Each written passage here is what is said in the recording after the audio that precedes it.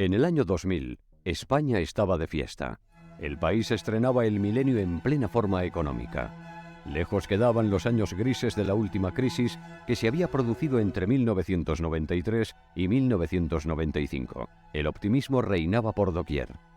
Las empresas españolas, muchas de ellas recién privatizadas, debutaban en bolsa y se internacionalizaban. El IBEX 35 era el índice bursátil de moda. Escalaba con fuerza por encima de los 10.000 puntos por primera vez en su historia.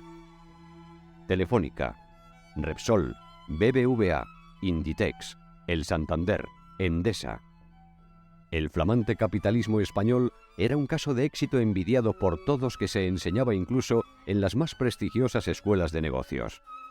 Toda Europa hablaba del milagro. España era el país de promisión. José María Aznar, que en aquel año arrasó en las elecciones, había conseguido reducir el desempleo y poner a la otrora ruinosa economía española sobre la senda del crecimiento. La estadística sonreía al país, el más meridional y soleado del continente, la California europea. La deuda pública había pasado del 67% del Producto Interior Bruto en 1996 al 55% al terminar el año 2000. Los desempleados, que en 1994 eran 3,5 millones, a mediados de 2001 eran solo 1.800.000, 11 puntos menos en solo un lustro. El Producto Interior Bruto iba en sentido inverso, creciendo a buen ritmo desde mediada la década de los 90. En el año 2000 se apuntó un crecimiento del 5%, el más alto de Europa Occidental. El consumo de electricidad se había duplicado entre 1993 y 2003, y con él, el ingreso per cápita, que en 1994 era de $15.000 y 10 años más tarde superaba los 25.000. Entonces, cuando nadie se lo esperaba, la economía nacional entró en barrena y se precipitó en un abismo del que no ha conseguido salir. Han pasado 13 años y España está en bancarrota. ¿Cómo un país que es el modelo a seguir puede terminar presentando la suspensión de pagos en un lapso de solo una década? No hay una sola razón, sino muchas. No hay un solo error, sino una cadena que ha terminado abocando a España a representar un papel en el que nunca se vio.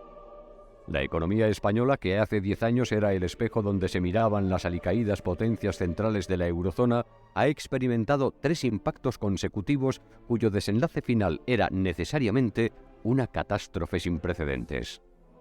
A finales de los años 90, Francia y Alemania, motores económicos de Europa, se constiparon. En esa misma época nació la moneda única. El 1 de enero de 1999 veía la luz un viejo sueño de los padres de la Unión: el euro.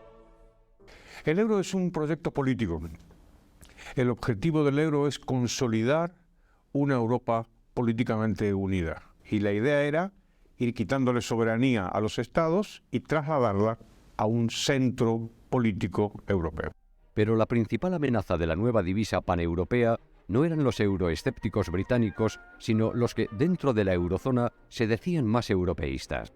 Alemania y Francia, gobernadas ambas por socialdemócratas, redoblaron sus esfuerzos para forzar la voluntad de Wim Duisenberg, el primer gobernador del Banco Central Europeo. Querían un dinero más barato para reactivar sus moribundas economías. Óscar Lafontaine y Dominique Strauss-Kahn, en aquel entonces ministro de Economía y Finanzas de Francia, cargaron contra el Banco Central exigiéndole que bajase el precio del dinero. El Banco Central Europeo se intentó crear a imagen y semejanza del Bundesbank. En realidad, sin embargo, parte de los políticos alemanes y desde luego los políticos franceses estaban obsesionados con sustituir al Banco Central alemán por un banco central que pudiesen domeñar, que pudiesen controlar de manera más sencilla. Duisenberg resistió el primer envite, pero tras los trágicos acontecimientos del 11 de septiembre de 2001, se sumó a la ola bajista que capitaneaba Alan Greenspan desde la Reserva Federal. Tanto el Banco Central Europeo como el norteamericano redujeron en pocos meses sus tipos de interés a mínimos históricos. La crisis era inevitable desde el momento en el que el Banco Central Europeo comenzó a cebar el endeudamiento barato a través de tipos de interés artificialmente bajos. Esos bajos tipos de interés del Banco Central Europeo se trasladaron a la banca privada en forma de condiciones crediticias muy laxas para el resto de agentes económicos. Y como siempre sucede, cuando el precio de un producto se reduce, los bajos tipos de interés indujeron a las familias y empresas españolas a demandar crédito de manera desproporcionada. Así, la deuda de las familias españolas creció desde los 300.000 millones de euros en 2001 a más de 800.000 millones en 2007. Entretanto, la deuda de las empresas se multiplicó por más de 3, desde los 400.000 millones de euros hasta superar los 1,2 billones. ¿Y dónde fueron a parar todos esos cientos de miles de millones de euros de crédito? Fundamentalmente al ladrillo. Teníamos más del 200% del PIB en deuda privada, que además era deuda que se había utilizado, que se había captado para acometer pésimas inversiones como podían ser el ladrillo burbujístico. No nos fiábamos de nuestra moneda, de la peseta. Era una moneda que los gobiernos sucesivos habían ido devaluando de manera sistemática durante muchísimos años. Entonces la gente lo que hacía era, nuestros antepasados, nuestros padres, nuestros abuelos, nosotros mismos en muchos casos habíamos ido guardando nuestros ahorros en forma de ladrillo.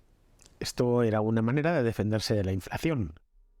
A partir de 2002, los precios se dispararon. Entre la bajada de tipos del Banco Central Europeo y el colapso final del mercado inmobiliario en 2007, la vivienda en España se apreció una media del 12,3% al año, con picos de hasta el 18%. Lo más rentable fue edificar, promover, comprar y vender casas. Lo que terminó por inflar y cebar de manera extraordinaria la burbuja inmobiliaria fue que los tipos de interés se rebajaron artificialmente por parte del sistema financiero europeo, en cuya cúspide se encuentra el Banco Central Europeo. Al bajar los tipos de interés, se estimuló y se incentivó la compra masiva de vivienda a crédito, es decir, que la gente se hipotecara con sueldos, comprometiendo sueldos de 20 o 30 años para adquirir una vivienda. Eso disparó los precios de la vivienda y los disparó incluso en relación con los alquileres. Es decir, teníamos una burbuja totalmente de manual. Los altos precios en el sector inmobiliario movieron todos los recursos del país en esa dirección. La banca no solo financiaba alegremente la compra de nuevas viviendas mediante la concesión de hipotecas, sino también su construcción mediante los préstamos a unos promotores inmobiliarios que extendían sus nuevas promociones como setas por toda la geografía nacional. Durante casi una década, los españoles se sobreendeudaron. Para atender esa demanda de crédito tan voluminosa, los bancos y cajas abrieron la espita de los préstamos. En España, un país grande y poco habitado para los estándares europeos, el bien más preciado empezó a ser el suelo. En los lugares más insospechados se levantaron ciudades de la nada destinadas a absorber la sed incontenible de los españoles por adquirir vivienda. La fiebre del suelo alimentó la corrupción y los negocios sucios. Los planes de ampliación urbana se convirtieron en jugosos trapicheos políticos sobre los que se forjaban fortunas ilegítimas. Es cierto que existió muchísima corrupción. ¿Cómo no va a existir corrupción en uno de los mercados más intervenidos que hay en España? Los mercados más intervenidos son aquellos mercados donde se puede dar mayor corrupción. Ejemplos claros: energía, urbanismo, medio ambiente, la banca. Son los mercados más intervenidos del mundo. En España el suelo es, por defecto, no edificable. Esta restricción artificial inducida por la legislación fue el origen de un auténtico ímpetu planificador por parte de las administraciones públicas. A la escalada en el precio del suelo le acompañó un encarecimiento progresivo en todos los factores. Cuando tú contaminas una parte de la economía, sea grande o pequeña, en el caso de la vivienda estamos hablando de algo menos del 15% del PIB, eso tiene un efecto expansivo y amplificado sobre todo el resto de la economía. Los salarios en el sector de la construcción aumentaron vertiginosamente, atrayendo más y más trabajadores hacia él. El sector creaba 3 veces más empleo que el resto de la economía española, en aquel entonces en plena expansión. Entre 1996 y 2006, el valor agregado bruto de la construcción creció a tasas próximas al 15%. Más del doble que el Producto Interior Bruto en el mismo periodo. Para el año 2006, la inversión en este sector representaba casi el 18% del PIB. Un negocio tan redondo no pasó desapercibido. Entre 2001 y 2007 se construyeron en España 4,5 millones de viviendas, más de lo que simultáneamente edificaron en conjunto Alemania y Francia, dos países extraordinariamente prósperos que triplican la población española. El dinero fresco no solo llegaba en forma de hipotecas. Toda la economía se benefició de la expansión crediticia. El boom crediticio que comenzó entrando por el ladrillo terminó contaminando y corrompiendo toda la economía española. Todas las inversiones, incluso las más enloquecidas e inviables, tuvieron cabida. El crédito inundó el mercado. Los empresarios ya no necesitaban acudir al banco a pedir dinero, era el banco el que venía a ofrecérselo. Gracias a todo ello, entre 2001 y 2007, el número de trabajadores ocupados aumentó en más de 5 millones y sus salarios medios crecieron un 40%, muy por encima de lo que crecieron en Alemania, que era y es la locomotora económica de Europa. Los años de bonanza provocaron que el sector público español creciese como nunca antes. La burbuja inmobiliaria y toda la actividad exuberante que se gestó a su alrededor provocaron un aumento de los ingresos fiscales sin parangón en nuestra historia. La recaudación en 2007 era un 65% superior a la de 2001. 175.000 millones de euros adicionales en el bolsillo de nuestros políticos que comenzaron a gastar de las maneras más disparatadas posibles. Hacienda recaudaba más que nunca y el gobierno no tardó en buscar excusas para dilapidar ese torrente de dinero.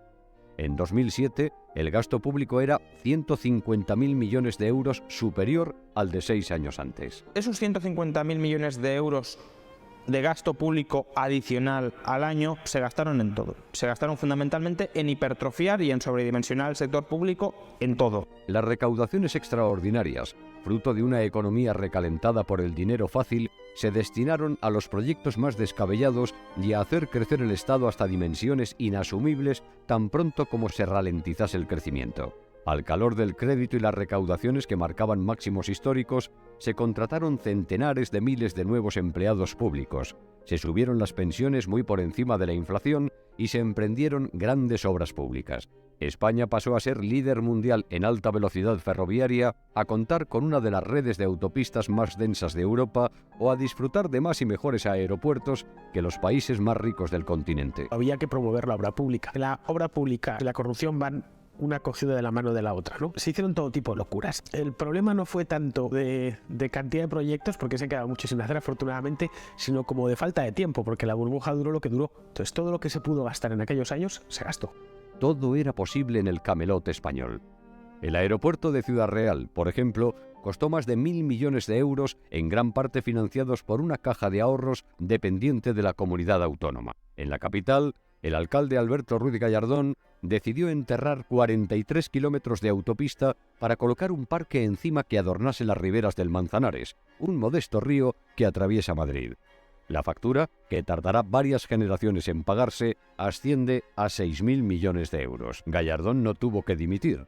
Al contrario, Mariano Rajoy le premió nombrándole ministro de Justicia. España se puso a la cabeza del mundo en energía renovable mediante la implantación masiva de caros e ineficientes parques eólicos y granjas solares.